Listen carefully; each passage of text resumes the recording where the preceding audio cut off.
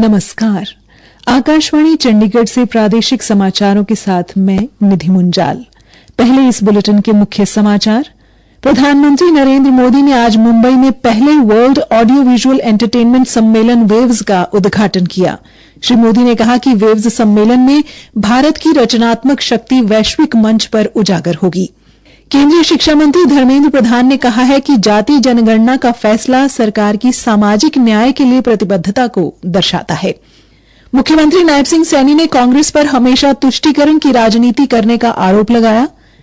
श्री नायब सिंह सैनी ने पंजाब के मुख्यमंत्री भगवंत सिंह मान को पानी पर राजनीति न करने की सलाह दी। और हरियाणा की स्वास्थ्य मंत्री आरती सिंह राव ने अटेली विधानसभा क्षेत्र में 6 करोड़ 39 लाख रुपए की 70 परियोजनाओं का उद्घाटन व शिलान्यास किया। अब समाचार विस्तार से। प्रधानमंत्री नरेंद्र मोदी ने आज मुंबई के जियो वर्ल्ड कन्वेंशन सेंटर में पहले वर्ल्ड ऑडियो विजुअल एंटरटेनमेंट सम्मेलन वेव्स का उद्घाटन किया। इस अवसर पर प्रधानमंत्री ने कहा कि ये वैश्विक मंच है जो कलाकारों और रचनाकारों के नए विचारों को बढ़ावा देगा। वेब्स बाजार पहल की सराहना करते हुए प्रधानमंत्री ने कहा कि ये नवोन्मेषकों और रचनाकारों को प्रोत्साहित करेगी।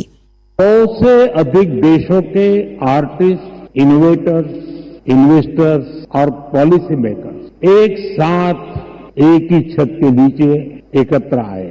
वेव्स ये सिर्फ एक्रोनिम नहीं है, ये वाकई एक वेव है। कल्चर की, क्रिएटिविटी की, यूनिवर्सल कनेक्ट की। प्रधानमंत्री मोदी ने कहा कि वेव्स सम्मेलन में भारत की रचनात्मक शक्ति वैश्विक मंच पर उजागर होगी। उन्होंने कहा कि ये भारत के एनिमेशन और ग्राफिक डिजाइन उद्योग के लिए खुद को वैश्विक मंच पर स्थापित करने का महत्वपूर्ण अवसर है। आज Bharat film production, digital content, gaming, fashion और म्यूजिक का ग्लोबल हब बन रहा है। लाइव कंसर्ट से जुड़ी इंडस्ट्री के लिए अनेक संभावनाएं हमारे सामने हैं।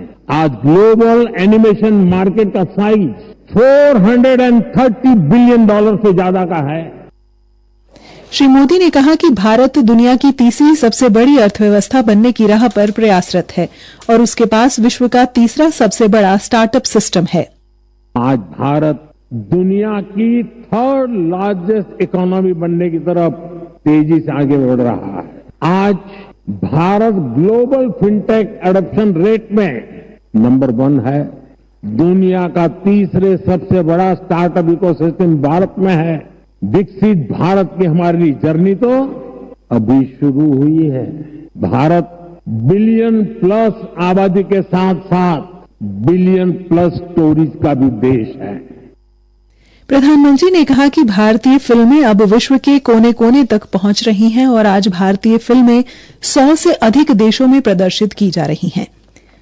केंद्रीय शिक्षा मंत्री धर्मेंद्र प्रधान ने कहा है कि जाति जनगणना कराने का फैसला राष्ट्रीय गणतांत्रिक गठबंधन की सरकार की सामाजिक न्याय के लिए प्रतिबद्धता को दर्शाता है। आज नई दिल्ली में मीडिया को संबोधित करते हुए श्री प्रधान ने कहा कि ये फैसला अचानक नहीं लिया गया बल्कि सरकार द्वारा सोच समझकर लिया गया कदम है।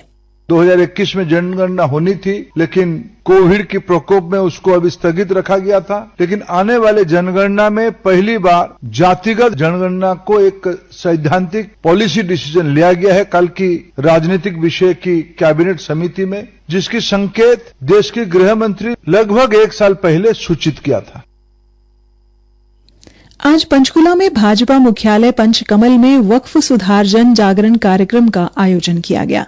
कार्यक्रम में मुख्यमंत्री नायब सिंह सैनी ने मुख्य अतिथि के तौर पर शिरकत की। अल्पसंख्यक मोर्चा की तरफ से आयोजित इस कार्यक्रम के दौरान वक्फ संशोधन कानून पर चर्चा की गई। मुख्यमंत्री नायब सिंह सैनी ने कहा कि कांग्रेस ने हमेशा तुष्टीकरण की राजनीति की है, देश के विकास की तरफ ध्यान नहीं दिया। श्री नायब सिंह ने कहा कि श्री मोदी ने कठोर और ऐतिहासिक फैसले लिए हैं, हर वर्ग को इन फैसलों का लाभ होगा।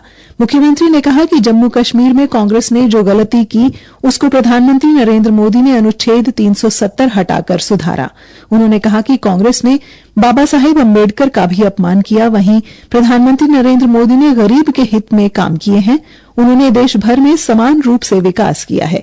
श्रमिकों को संबोधित करते हुए मुख्यमंत्री ने कहा, सभी श्रमिक भाइयों और बहनों, आप सबको दोनों हाथ जोड़ करके प्रणाम करता हूं, क्योंकि मैं आपके परिवार का व्यक्ति हूं और आपको एक और विश्वास दिलाता हूं, अगर आपकी कोई बात ना सुने, कभी भी आकर के आप मेरे से मिल सकते हैं। कोई भी श्रमिक को घर में नहीं घुसने देता था, परंतु मेरा घर आपके लिए 24 घंटे खुला है।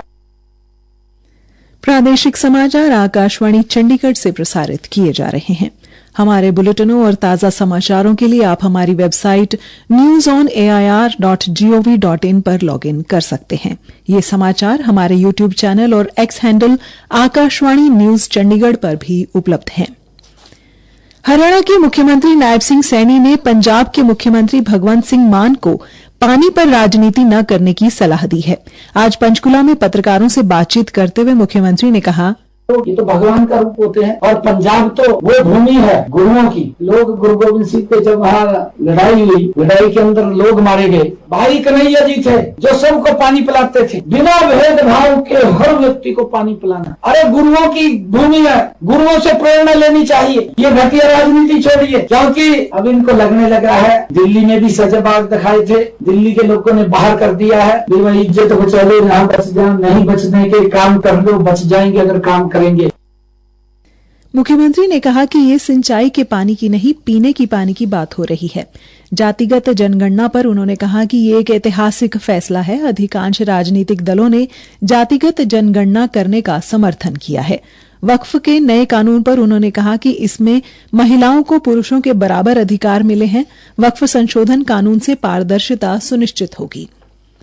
राज्यसभा सांसद किरण चौधरी ने जातिगत जनगणना को देश हित में बताया है। प्रधानमंत्री नरेंद्र मोदी और मुख्यमंत्री नायब सिंह सैनी की सराहना करते हुए उन्होंने कहा कि केंद्रीय व राज्य मंत्रिमंडल द्वारा लिया हर फैसला देश हित में होता है। हरियाणा की स्वास्थ्य मंत्री आरती सिंह राव ने अटेली विधानसभा क्षेत्र में 6 करोड़ 39 लाख रुपए की लागत की विभिन्न प्रकार की 70 परियोजनाओं का शुभारंभ और शिलान्यास किया। आज कनीना में आयोजित कार्यक्रम में उन्होंने 3 करोड़ रुपए 94 लाख रुपए की परियोजनाओं का उद्घाटन व 2 करोड़ 40 लाख रुपए की परियोजनाओं का शिलान्यास किया। इसके अलावा उन्होंने जिला रेड क्रॉस व एलिम्को के सहयोग से 38 दिव्यांग व्यक्तियों को 4,62,000 रुपए की लागत के इलेक्ट्रिक ट्राईसाइकिल व अन्य सहायक उपकरण भी वितरित किए। नागरिकों को संबोधित करते हुए स्वास्थ्य मंत्री ने कहा कि सरकार ने स्वास्थ्य क्षेत्र में सुधार के लिए कई महत्वपूर्ण कदम उठाए हैं। उन्होंने कहा, हाल ही में नागरिक अस्पताल नारनौल को 1 करोड़ रुपए की लागत की ब्लड कंपोनेंट सेपरेशन मशीन दी गई है, जिससे प्लेटलेट्स के अलावा डेंगू के मरीजों के लिए फ्रेश फ्रोजन प्लाज्मा आदि की उपलब्धता सुनिश्चित हो जाएगी। उन्होंने कहा कि सरकार का उद्देश्य नागरिक अस्पतालों में प्राथमिक उपचार से लेकर उच्च गुणवत्ता वाली चिकित्सा सेवाएं प्रदान करना है। डाक विभाग के अंबाला मंडल ने अपने सभी छोटे बड़े डाकघरों में आधार कार्ड बनवाने और उनके उद्यतन का काम शुरू कर दिया है। अंबाला मंडल के प्रवर अधीक्षक विजय कुमार ने बताया कि लोगों को लंबी कतारों में नहीं लगना पड़ेगा। डाक विभाग पहले भी काफी सेंटरों पे आधार की सुविधा प्रोवाइड कर रहा है, लेकिन हमने देखा कि जो लोग काफी सारे लोग ऐसे हैं जो सुबह ड्यूटी पे जाते हैं तो उनको दिन पे टाइम नहीं मिल पाता, या शाम को ड्यूटी से आ रहे होते हैं तो उनको कभी कहीं जाना होता है, कभी कहीं जाना होता है। इन चीजों में उनकी तकलीफों को देखते हुए हमने आधार सेंटर जैसे अंबाला सिटी है, अंबाला कैंट, जमनगर, तीनों बड़े ऑफिस में सुबह 8 से शाम के 7 बजे तक आधार की फैसिलिटी प्रोवाइड करती है। जन साधारण अपना आधार सुबह से लेकर सुबह 8 बजे से लेकर शाम के 7 बजे तक अपडेट करा सकता है, जो कराता है, कोई रजिस्ट्रेशन है बचेगा, जो भी आधार की फैसिलिटी है वो हम सारी फैसिलिटी सुबह 8 बजे से 7 बजे तक प्रोवाइड करें। उन्होंने कहा कि अगर किसी क्षेत्र में 50 के करीब व्यक्ति आधार कार्ड में बदलाव करवाना चाहते हैं तो पार्षद या सरपंच के माध्यम से संपर्क करने पर उनके क्षेत्र में शिविर लगवाकर आधार कार्ड के उद्यतन का काम किया जाएगा। अंत में मुख्य समाचार एक बार फिर। प्रधानमंत्री नरेंद्र मोदी ने आज मुंबई में पहले वर्ल्ड ऑडियो विजुअल एंटरटेनमेंट सम्मेलन वेव्स का उद्घाटन किया। श्री मोदी ने कहा कि वेव्स सम्मेलन में भारत की रचनात्मक शक्ति वैश्विक मंच पर उजागर होगी। केंद्रीय शिक्षा मंत्री धर्मेंद्र प्रधान ने कहा है कि जाति जनगणना का फैसला सरकार की सामाजिक न्याय के लिए प्रतिबद्धता को दर्शाता है। मुख्यमंत्री नायब सिंह सैनी ने कांग्रेस पर हमेशा तुष्टीकरण की राजनीति करने का आरोप लगाया। श्री नायब सिंह सैनी ने पंजाब के मुख्यमंत्री भगवंत सिंह मान को पानी पर राजनीति न करने की सलाह दी और हरियाणा की स्वास्थ्य मंत्री आरती सिंह राव ने अटेली विधानसभा क्षेत्र में 6 करोड़ 39 लाख रुपए की 70 परियोजनाओं का उद्घाटन व शिलान्यास किया। इसी के साथ ये समाचार बुलेटिन समाप्त हुआ। नमस्कार।